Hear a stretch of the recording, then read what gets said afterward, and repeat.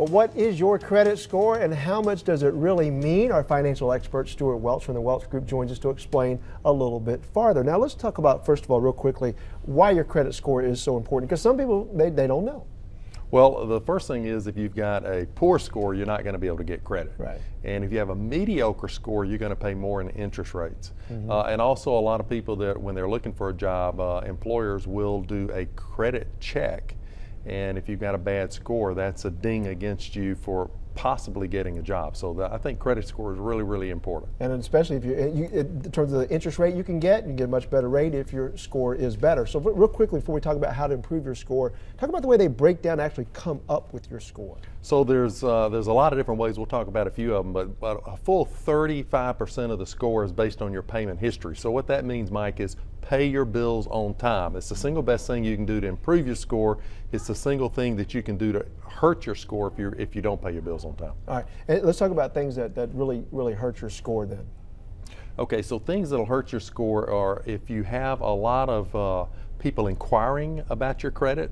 So if you like you mentioned shopping for a car, if you went to 10 dealerships and they all pulled your score, that's actually going to be a ding against your score. One myth is that does it hurt your score if you check on your score, and the answer is no. You can check on your score as much as you want to and it won't hurt you. So one idea is just get a copy of your score, and if you're going around to car dealerships or hand them that and say, here it is, I'm not going to let you ding my score. Some people may think if I close out a credit card account that may help. That actually hurts, doesn't it? It can, because one of the weights, about 15-20% of the weight is on credit history, the length of your credit history. So one of the tricks is if you have some old history, like a credit card that you've had a long time, but maybe you're not using as much, don't close that one out.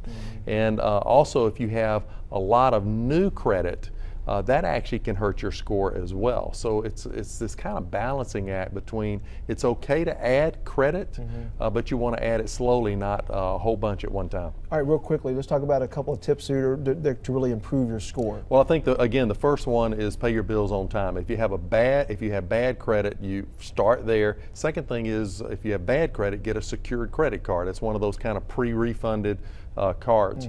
I think the next thing is that if you're trying to improve your score, you want to get your credit report and find out what your score is. The credit report is free. You can go to annualcreditreport.com. So you can go there and get a free one. You're going to have to pay to actually get your score. So about $40 gets you all your scores.